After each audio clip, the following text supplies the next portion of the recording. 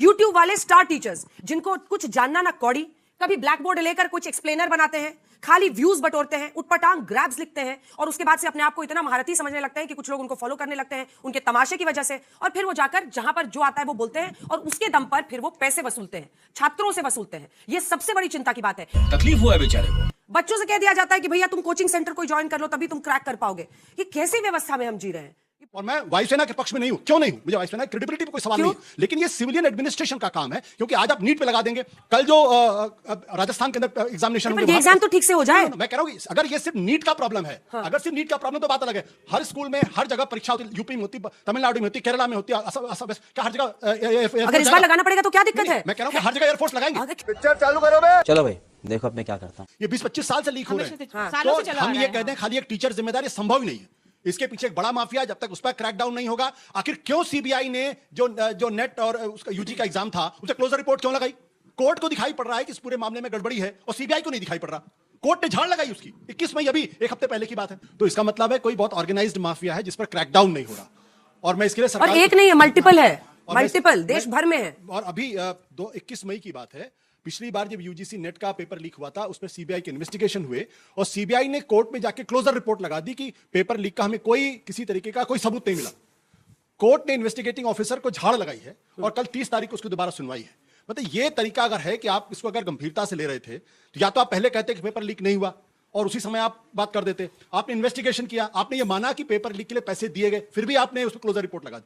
तो मेरा कहना है कि इसको सिर्फ स्टैंड अलोन केस ना माना जाए, इसके पीछे निश्चित तौर पर कोई बड़ा माफिया है, कोई बड़ा आदमी है। जब तक उसको आप नहीं पकड़ेंगे तब तक फुल प्रूफ नहीं कर सकते। और मैं वायुसेना के पक्ष में नहीं हूं। क्यों नहीं हूं? मुझे वायुसेना क्रेडिबिलिटी पे कोई सवाल नहीं है, लेकिन ये सिविलियन एडमिनिस्ट्रेशन का काम है, क्योंकि आज आप नीट पे लगा देंगे, कल जो राजस्थान के अंदर एग्जामिनेशन होंगे, एग्जाम तो ठीक से हो जाए। मैं कह रहा हूं अगर ये सिर्फ नीट का प्रॉब्लम है, अगर सिर्फ नीट का प्रॉब्लम तो बात अलग है। हर स्कूल में हर जगह परीक्षा होती है, यूपी में होती है, तमिलनाडु में होती है, केरला में होती है, क्या हर जगह?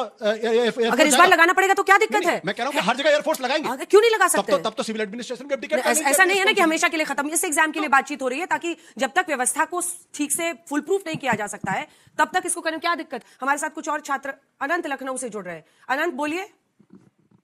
मैम हमें ये जानना है कि ये हमारा कैसे कंफर्म हो जाएगा कि इस बार जो हमारी नीट का पेपर होगा वो लीक नहीं होगा, जैसे कि हमारा 2024 में भी पेपर लीक हुआ था बट रीनीट नहीं हुआ था। 25 में उन्होंने ऐसा पेपर सेट कर दिया था कि हमारी कोचिंग इंस्टीट्यूट या हमारे जो टीचर्स है वो तक उस पेपर को इतने टाइम में नहीं कर पा रहे थे। 26 में मैम रीनीट ही हो गया। तो मैम अभी ये क्या कंफर्म है कि मैम ये रीनीट लीक नहीं होगा? और हमारे ऊपर इतना मेंटल प्रेशर है मैम, जिस तरह से हम पहले तैयारी की है वो एफिशिएंसी हमारे अंदर दिख ही नहीं रही है अब।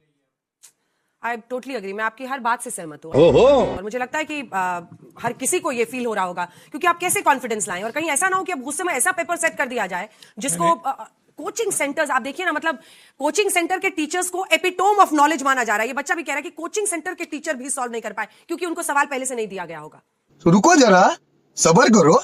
मैं आपको ये गारंटी से कह सकती हूं उनमें से आधे टीचर्स ऐसे होते हैं जो आपस में नेटवर्किंग उनकी होती है, उनको ये पता होता है किस तरह के क्वेश्चंस आने वाले हैं, उन क्वेश्चंस को और प्रोबेबल क्वेश्चंस और उनके आंसर्स को वो सर्कुलेट करते हैं, फिर उनके कोचिंग सेंटर के कुछ बच्चे निकाल लेते हैं, फिर वो अखबार में बड़ा सा अपना इश्तेहार छापते हैं। अभी मैं गाली नहीं दे सकता। नहीं, गाली नहीं देना। फैमिली देखती है, वरना मैं ऐसे गाली दूं, ऐसे गाली दूं ना, जिंदगी भर याद रखें ये बड़े। और इस तरह से शिक्षा इस देश में एक धंधा बन चुका है। हालांकि मैं ये मानती हूं कि सारा का सारा ओनस सिर्फ पेरेंट्स पे शिफ्ट नहीं किया जा सकता है।